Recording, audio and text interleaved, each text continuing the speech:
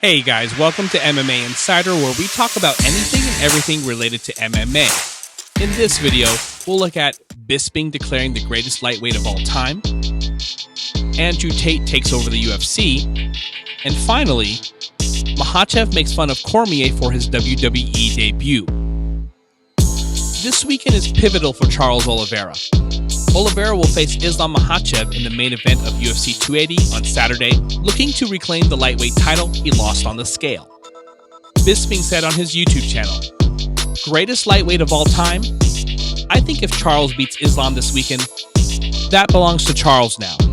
I really do. I think he will have surpassed him simply because he's taken out all the top contenders. And it's not Khabib's fault, but you cannot deny the numbers, the momentum, the history that Oliveira is making. Listen, we never saw Khabib lose to anyone, and he was so dominant it's hard to imagine him losing to anyone. All we ever saw was him win and dominate people. But he retired at 32 years old after 3 title defenses and 2.5 years as a champion of the world. That's fantastic, but if he had stuck around longer, would we have seen him lose the belt? Would we have seen him get challenged? We'll never know, and that is one of the real arguments for Khabib not being the pound-for-pound number 1. Do you guys agree with Bisping? Who do you think is the greatest lightweight of all time? Tell us in the comments below. On to our next story. Andrew Tate seems to be taking the MMA world by storm. He is in Abu Dhabi for the most awaited UFC event of the year.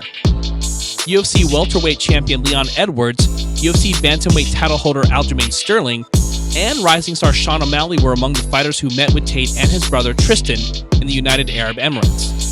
The fighters are currently staying at the Emirates to prepare for their upcoming matchups at UFC 280 next week. While Sterling shared numerous photos of himself hanging out with Tate at a party in Dubai on Saturday, Edwards was spotted with Tate at a restaurant in Dubai. Sterling tweeted, "Top G's never die. Good chopping it up with you fellas." Fans flooded his Twitter with hateful comments since they didn't like this at all. In response, Sterling tweeted, "I don't agree with him on how he says stuff, but some of what he says isn't completely over the top or crazy."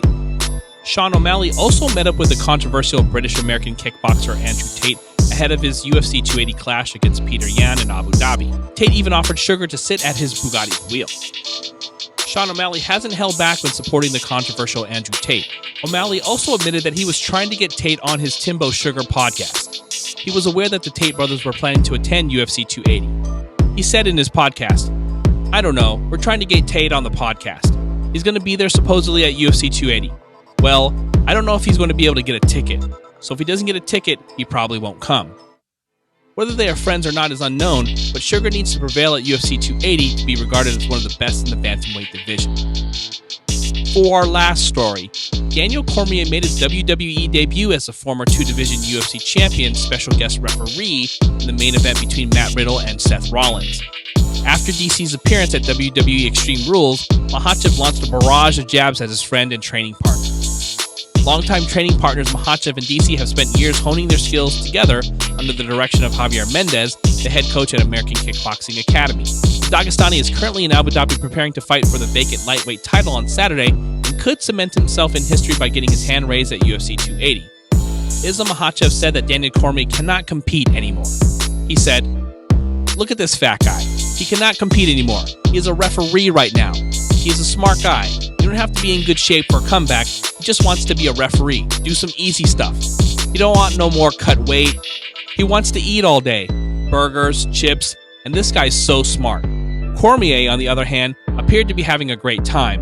It was exciting to watch the former UFC champion enter the WWE as a longtime pro wrestling fan. It will be intriguing to see what the future holds, as this is unlikely to be the final occasion that DC and WWE collaborate. Did you see DC's appearance at WWE? What did you think? Comment below to tell us. If you like our content, make sure to subscribe and we'll keep you updated with the latest and most interesting MMA stories. What do you guys want to see next? Tell us in the comments below.